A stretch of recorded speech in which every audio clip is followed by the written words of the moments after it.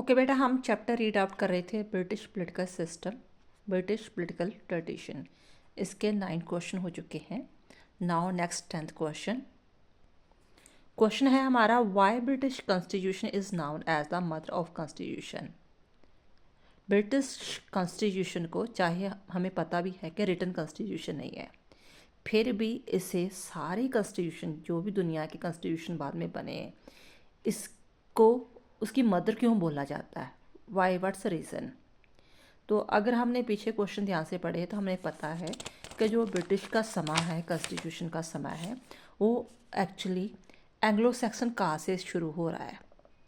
ठीक है, 12वीं सदी कह लो, 6th सेंचुरी कह लो, एंग्लो सैक्सन काल या नॉर्मन काल यहाँ से स्टार्ट हो रहा है।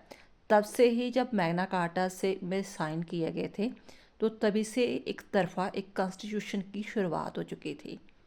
तो अब इस क्वेश्चन में हम देखते हैं कि एक्चुअली क्यों कहा जाता है, उसी में क्वेश्चन आंसर आ जाएगा।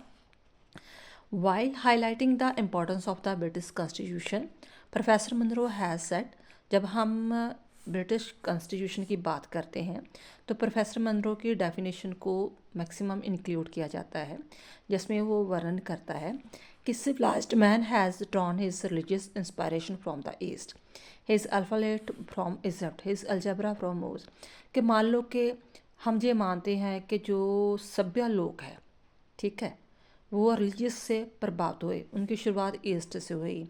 उन्होंने अल्फ़ाबेट जो इजिप्ट से सीखना शुरू किया, जामूर से शुरू किया, फिर उनके जो स्कल्पचर है ग्रीस से हुई। ठीक है, जो कुछ लीगल वगैरह जो फ़िलासफ़ी उन्होंने रोम से सीखी।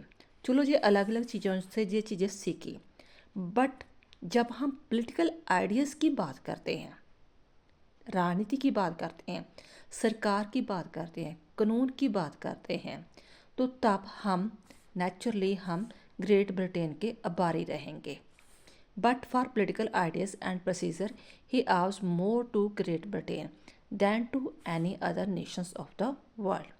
इस डेफिनेशन से थोड़ा क्लियर हो जाता है 50% कि why we give the more importance to the British constitution.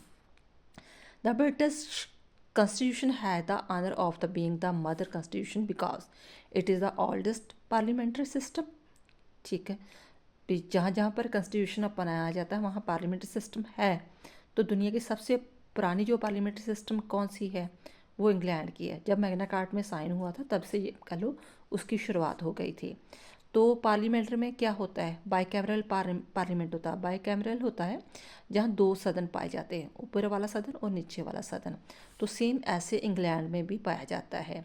House of Lords जो ऊपर वाला सदन होता है, ठीक है, तो हाउस ऑफ कॉमन्स जो नीचे वाला सदन होता है। जैसे हम इंडिया में लोकसभा कहते हैं और इसे राज्यसभा कहते हैं। British constitution system was the first to introduce the parliamentary form of the government. Besides this, it was